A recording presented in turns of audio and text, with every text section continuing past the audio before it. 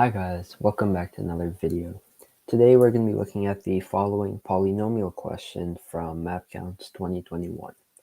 So let's start with a read of the problem.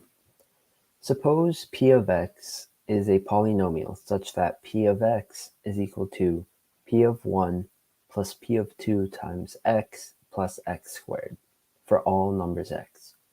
And we are asked to find the value of p of 5.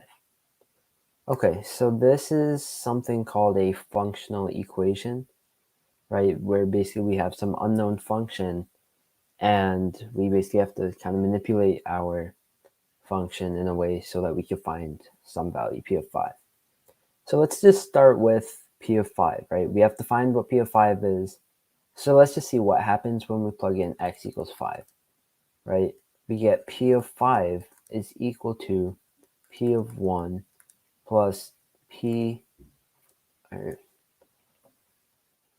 plus p of 2 times x. So we can say p of 2 times x, but we know x is 5, so that's just p of 2 times 5 plus x squared.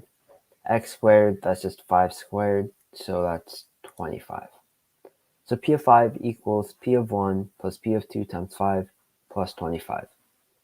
So now we have p of 5 in terms of this right-hand side. But to fully evaluate the right-hand side, we're going to need to find what p of 1 is and what p of 2 is, right? So let's start with p of 1. What do we get when we plug in x equals 1? So p of 1 is just equal to p of 1 plus p of 2x, which is 1, plus x squared, which is just 1 squared. Now this we can solve because this is just equal to basically p of 1 plus p of 2 plus 1. And now if p of 1 equals p of 1 plus p of 2 plus 1, this means 0 equals p of 2 plus 1. So basically we have, if we isolate p of 2, we just get p of 2 is equal to negative 1. Okay, so the key here is just treating p of 1 and p of 2 as variables, right? We don't want to get daunted by the notation. I know it might be a little different than what we are used to, but p of 1 and p of 2 are just variables. We might as well call them a and b. So we use the same strategy now for p of 2. P of 2, we just want to plug in x equals 2 into the equation above that they give them problem, right? Which is p of 1 plus p of 2 times 2 plus we have x squared, which is 4, right? 2 squared is 4. Now, so this is, we could simplify this. We get basically this is equal to p of 1 plus 2 p of 2 plus 4. And now because we have p of 2 on the left side and then this expression right here on the right side, we could simplify this to get 0 is equal to p of 1 plus p of 2 plus 4. Now we already found up here p of 2 is negative 1. So we basically have p of 1 minus 1 plus 4 is equal to 0.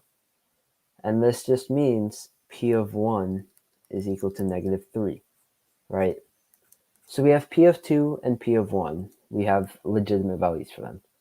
And now all we have to do is take these values that we found and plug them back into our original equation, right? Because if you remember, we were close to finding p of 5. All we needed was the actual values of p1 and p2, right? And we have those now. So we can substitute those in. So just we make sure we don't make any calculative mistakes. P of 1 is negative 3. So we get p of 5 is equal to negative 3 plus p of 2, which is negative 1 times 5 plus 25. And this is just equal to negative 3 minus 5 plus 25, which is equal to our final answer, which if we write in red, we get 17, right? And that should be all for this question, right? So we just want to make sure we answer the question. They're asking for the value of p of 5, and we found P of 5 is 17, right? So that would be all. Let's make this a little thicker. 17, right there.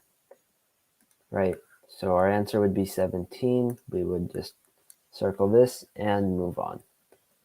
So if you have any questions on how we solve this, please leave a comment and we'll be sure to answer it. And if you enjoyed the video or found it helpful, please leave a like or subscribe. It really helps us out. And I will be back tomorrow with another video. Thanks, Devin, for joining.